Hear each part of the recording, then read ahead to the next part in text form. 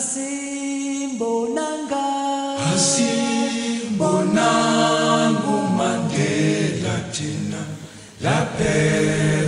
y a peu, la salle Mandela d'Algrange, la bien nommée, s'était ouverte sur la faune de l'Afrique du Sud.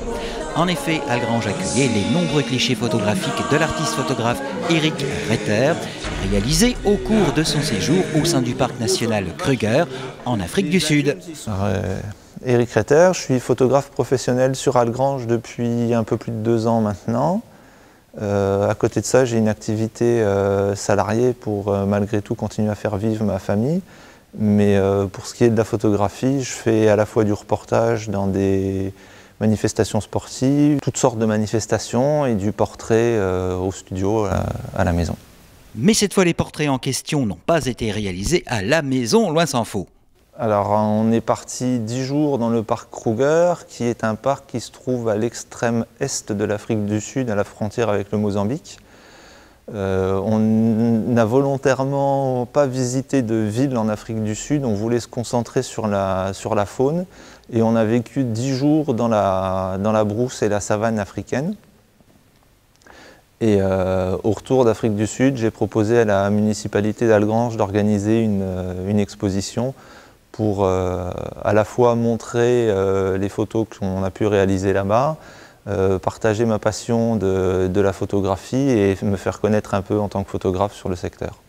Ce que la municipalité algrangeoise a accepté. Cette exposition dépaysante pour le moins a eu les honneurs de nombreux visiteurs et édiles de la commune, notamment lors du vernissage officiel. Pour monsieur le maire d'Algrange, cette exposition photographique en appelle bien d'autres.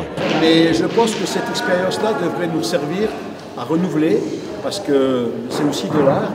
Et ce qui est intéressant, en tout cas pour moi, maire de la commune, c'est d'être venu ici vendredi et d'avoir vu les gamins des écoles venir voir ces photos. Et en même temps, M. Ritter qui expliquait les photos. J'ai appris aussi. Ça s'appelle une impala. Ça fait partie de la famille des gazelles. Ça peut sauter encore beaucoup plus haut qu'un kangourou. Et aussi, elle peut sauter sans prendre d'élan. C'est ce qu'il nous a dit le monsieur. Et j'ai bien aimé la photo. En effet, cette exposition eut droit à la visite des scolaires de la ville d'Algrange, avec visite guidée s'il vous plaît et détails sur la vie de la faune africaine photographiée. Succès garanti auprès des enfants, on ne peut plus réceptifs. Ça m'a beaucoup plu, donc j'aimerais beaucoup partir en Afrique, voir ces beaux animaux-là. Vraiment, ça m'a beaucoup plu, c'est super beau. J'ai vu qu'un guépard, ça pouvait être des fois très gentil sans pas bouger. Ça m'a étonné que le photographe il a pu se prendre des photos sans se faire manger. J'ai bien aimé l'exposé, surtout les tableaux sur les léopards. Pourquoi ? J'ai bien aimé tous les tableaux et mon préféré c'est ce lion là qui traverse la route. Et il prend son temps et il faut parce que les voitures s'arrêtent pour le laisser passer. Il va sans dire que les commentaires sur le livre d'or de l'exposition furent on ne peut plus dithyrambiques pour l'artiste. Retour en Afrique du Sud avec Éric Retter qui a immortalisé la faune du parc Kruger en 3500 clichés qu'il a bien fallu trier pour en sortir une soixantaine pour l'exposition algrangeoise. Alors, personnellement, sans compter les clichés qui ont été faits par les enfants qui font aussi de la photo, moi je suis revenu avec un peu plus de 3500 clichés qu'on a dû trier et sélectionner parmi ces 3500 pour présenter 56 tableaux à l'exposition. Et la plupart des clichés sont, on va dire, dus à la chance, parce que c'est les animaux qui viennent à nous et pas forcément nous qui allons aux animaux ou qui les attendons sur place. Après, il y a certains clichés où on savait, en discutant avec d'autres touristes ou avec les gardes du parc, qu'on avait plus de chances de trouver certains types d'animaux à certains endroits et à certaines heures. Le but était de voir le plus d'animaux possible, le plus de types d'animaux possible, sachant qu'on ne verrait pas tout ce qu'on voulait voir, et on n'a pas vu tout ce qu'on voulait voir, il nous en manque au moins 2. Mais on a eu énormément de chance parce qu'on a vu beaucoup de rhinocéros qui sont des animaux qui sont très rares. On a vu plusieurs léopards qui sont aussi des animaux en voie d'extinction. Et après 5 jours de chasse, entre guillemets, on a enfin réussi à trouver les lions. En tout cas, le résultat est là, une sélection qui témoigne de la beauté de la faune à l'état sauvage, à l'état brut, comme le travail de l'artiste qui a fait le choix de ne pas retravailler les photos pour l'exposition. Par contre, je refuse absolument, quel que soit le type de photo que je fais, de retirer quoi que ce soit. Donc si on prend par exemple, il y a certaines photos où devant les figures des animaux, il y a des herbes, des branches d'arbres ou des choses comme ça, c'est parce qu'elles étaient là et je ne retire pas. Alors bien sûr, une telle immersion au sein du monde sauvage crée de nombreuses anecdotes. Hormis les deux là, notre première rencontre avec les lions, 4e jour de safari, c'est une des rares fois où on est parti avec un des guides du parc parce qu'on a pu, ça nous permettait de rentrer après la tombée de la nuit, ce qui normalement est interdit quand on voyage seul. Et donc 4e jour, toujours pas de lion, on commençait à désespérer un petit peu. Et avec le guide, le soir à la tombée de la nuit, la lionne passe en courant juste devant la voiture. Pas le temps de faire de photos ni quoi que ce soit, elle est passée en courant. Et reparti dans la brousse. Et après ça, elle a rejoint le reste de la meute.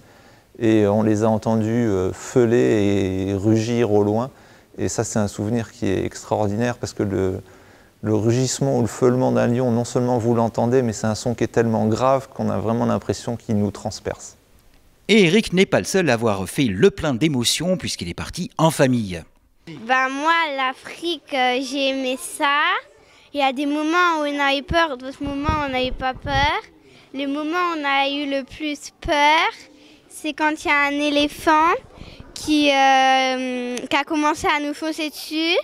Et quand il y a une lionne qui est passée devant la voiture et après elle a rugi. Après, il y a plutôt des moments joyeux, comme quand on a vu les léopards, les lions, les oiseaux qui s'envolent. Et le meilleur, c'est les petits éléphants. Et on a bien rigolé parce qu'il y a un moment où il y a un petit éléphanto qui a essayé de lever la trompe comme ses parents. Mais il n'a pas réussi, alors on a rigolé. Et il y a une photo d'un petit bébé hippopotame. Et au début, on avait cru que c'était un caillou. Mais après, on a vu qu'il a bougé.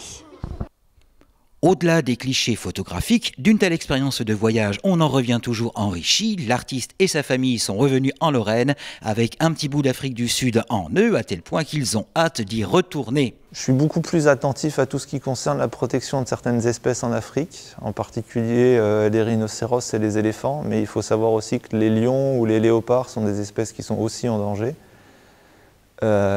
Et de toute la famille, je pense qu'on repartira un de ces 4 en Afrique parce qu'on en parle toutes les semaines. Très belle exposition pour le moins dépaysante qui s'est tenue donc à Algrange et qui nous a permis la découverte de la faune du parc Kruger d'Afrique du Sud. Pour le reste, Eric Retter a bien sûr d'autres projets d'exposition. À suivre donc. J'ai déjà en tête deux sujets pour des prochaines expos. Un qui pourrait se faire assez rapidement parce que je pense que la majorité des photos sont faites.